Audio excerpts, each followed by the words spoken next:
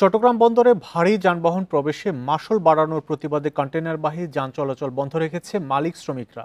সকাল থেকে কন্টেইনার পরিবহনের ট্রেলার সহ ভারী যান চলাচল বন্ধ থাকায় ব্যাহত হচ্ছে পণ্য পরিবহন। বান্ডেল থাকলে প্রতি সেনমানিতে টাকা বাঁচবে। বিকাশ সেনমানি বান্ডেল কিনে জিতুন প্রতি লেনদেনে। চট্টগ্রাম প্রাইম মুভার ওনার্স অ্যাসোসিয়েশনের সাধারণ সম্পাদক মোহাম্মদ হোসেন জানান, গত 15 অক্টোবর থেকে বন্দরে ভারী গাড়ি প্রবেশের ফি 57 টাকা থেকে বাড়িয়ে 230 টাকা করা হয়।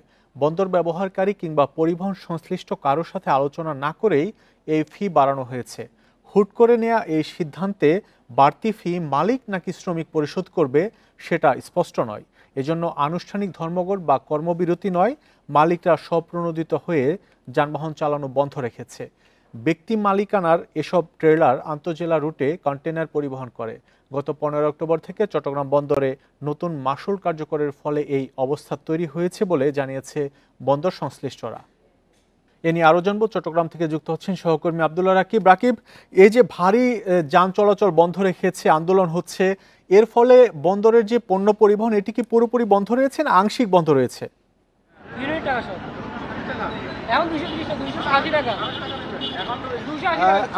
আমরা এখন আসলে বন্দরের যে টিকিট 5 নম্বর যে টিকিট এলাকায় আছি, এখানে সকাল থেকে দেখছি বাইরে সবসময় যে চিত্র আমরা দেখি, দীর্ঘ সারি যে পণ্যবাহী গাড়িগুলোর, সেই সারিটা আজকে নেই। যদিও আজকে সরকারি ছুটির দিন শনিবার, সেখানে কিছুটা চাপ কম থাকে, কিন্তু গাড়ির দীর্ঘ সারি থাকে। কিন্তু আমরা আজকে সকাল থেকে দেখছি যে মাশুল বৃদ্ধি করা হয়েছিল গত 15 অক্টোবর থেকে প্রায় 3 গুণ, যেটি আগে 57 টাকা হারে মালিক সমিতিরা দিতেন, সেটি আসলে এখন বাড়িয়ে 230 টাকা করা হয়েছে। যেটি বন্দরের বিভিন্ন খাতের যে মাশুল বৃদ্ধি করা হয়েছে, বন্দরের প্রবেশ থেকে শুরু করে বন্দর ব্যবহারকারী বিভিন্ন ক্ষেত্রে যে মাশুলের হার ছিল এতদিন, সেটি বাড়ানো হয়েছিল।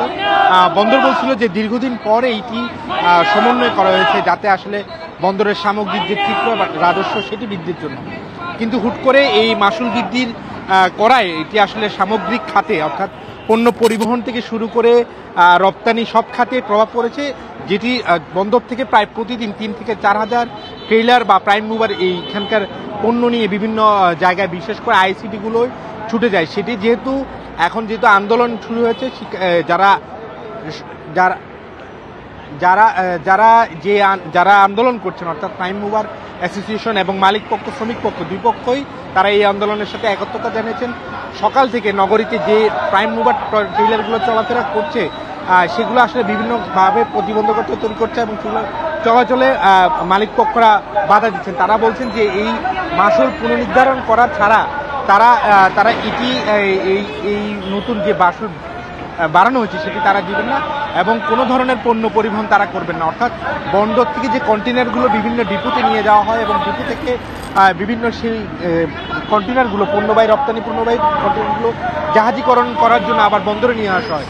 ফলে সামগ্রিকভাবে এখন একটি কন্টেইনারের জট তৈরি হবে, যেহেতু এটি অবরোধ ধর্মঘট ডেকেছেন মালিক পক্ষ এবং শ্রমিক পক্ষ। ফলে এই কন্টেইনারগুলো একদিকে বেসরকারি আইসিটিগুলোতে জট তৈরি করবে এবং বন্দরের ভিতরে যে জেটিগুলো আছে সেখানেও জট তৈরি হচ্ছে। এবং এই যে সংকটটি তৈরি হচ্ছে, সেই সংকট নিয়ে বন্দর ব্যবহারকারীরা বেশ কয়েকদিন ধরে তারা আলাপ আলোচনা করছেন, বিভিন্ন বৈঠক করছেন, কিন্তু সেটির যে ফসল, অর্থাৎ বন্দর কর্তৃপক্ষের যে এটি নিয়ে আলোচনা, সেটির এখনো কোনো ধরনের পদক্ষেপ আমরা দেখিনি। এবং বন্দর ব্যবহারকারীরা আজকেও একটি বৈঠক রয়েছে, এই বৈঠকটি কিছুক্ষণ পরে শুরু হবে। তারা সেখানে এই যে বিভিন্ন খাতে মাশুল বৃদ্ধি করা হয়েছে সেটি যাতে প্রত্যাহার করা হয়, সেটির জন্য সরকারের প্রতি এবং বন্দর কর্তৃপক্ষের প্রতি দাবি জানিয়েছে।